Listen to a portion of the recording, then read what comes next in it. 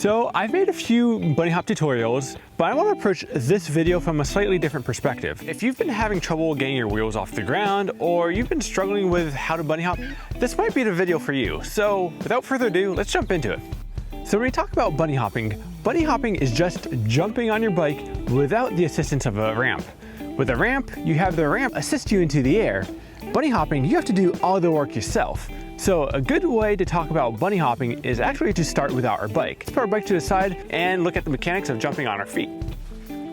Okay, jumping, you are pushing yourself off the ground hard enough that when your legs are extended, you have generated enough force to push you into the air. So here, I'm pushing myself off the ground, but I'm not pushing myself quick enough to propel me into the air. This time, I'm gonna push off quickly, and that should be enough to get me into the air. We need to think about that when we're doing a bunny hop. A bunny hop is not a slow movement. It happens fast. You have to generate a lot of energy to get yourself and your bike off the ground. There's one other thing we need to take into account when we're talking about jumping. Jumping, it is a vertical motion. So that's something to consider when we're on our bike, because when we're on our bike, we're a little bit more in a hunched over position. If I were to jump upwards from this position, my range of movement would be limited by the extension of my arms.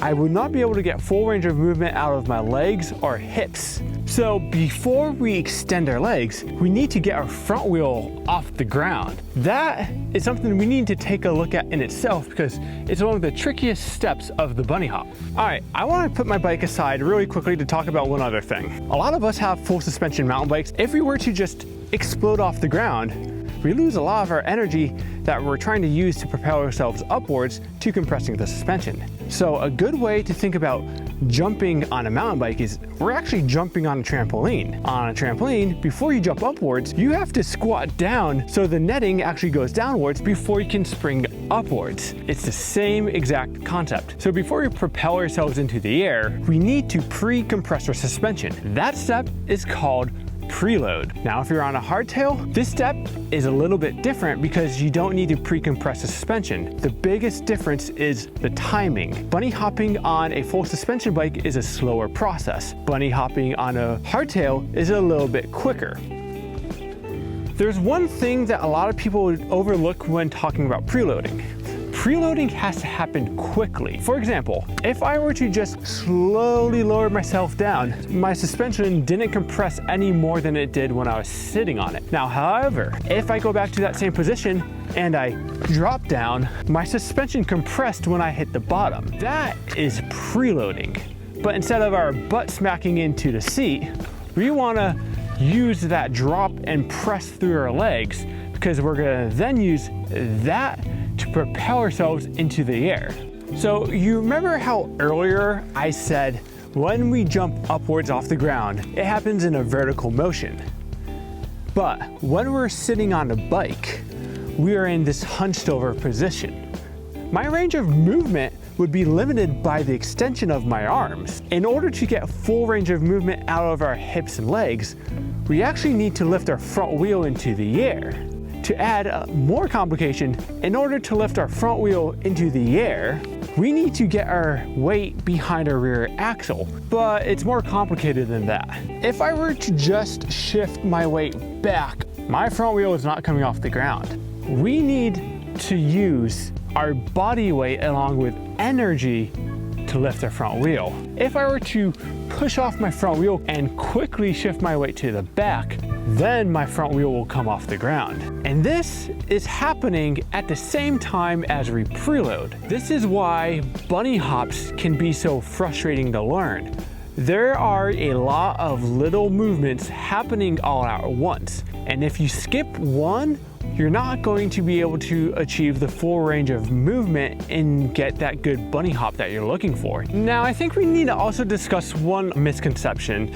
We are not pulling the bike off the ground. This is me pulling the bike off the ground. I'm contracting my arm to pull the bike upwards off the ground. This is me carrying the bike. I'm just holding the bike there, not using any of my muscles to keep the bike off the ground. It's just hanging there. There's a big difference between pulling your bike off the ground and generating force with your legs to carry it up as you go into the air. So you'll notice when I'm doing a bunny hop, my arms are extended when the wheels are off the ground. And at no point did I contract my arm to pull the bike off the ground. All of the force was generated with my legs.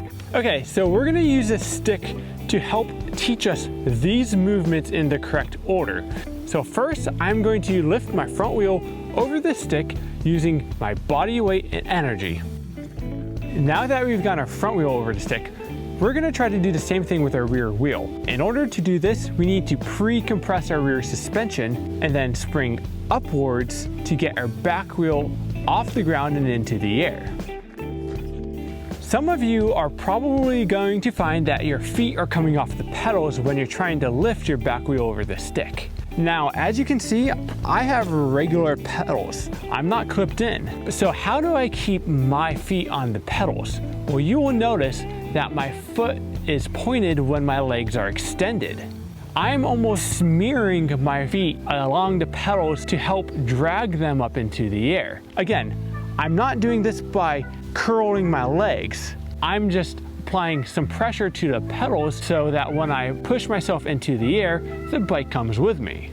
Okay, now that we've gotten our front wheel over the stick and back wheel over the stick, we need to do it both in one path. This will help teach us the basic timing of the bunny hop. So now that we've gotten a little bit of the timing down, before we let our front wheel drop, we are going to preload and spring upwards. Okay, now that we've started to get our bunny hops down, now we can work onto height. We can first start out with getting our front wheel onto this rock or curb, whatever you have near you, and then following that up by getting your back wheel onto it. Once you get used to the front and rear wheel lift onto a curb, we can use higher and higher objects to help us get better and better at bunny hops. Now that we've learned our timing by jumping onto objects, let's practice getting more height by jumping over objects. So remember, the primary way we get our bike off the ground is to carry the bike up with us as we push off the ground. When we move on to bigger objects, that is when we can absorb the bike upwards to gain additional height to jump over bigger objects. It may take a lot of practice and a few choice curse words to be able to get to the level that you want. If you found this video helpful, I'd love if you commented or even shared this video with your friends. As always, my name is Phil Metz. Thanks for playing bikes with me today, and I'll see you guys next time. Peace.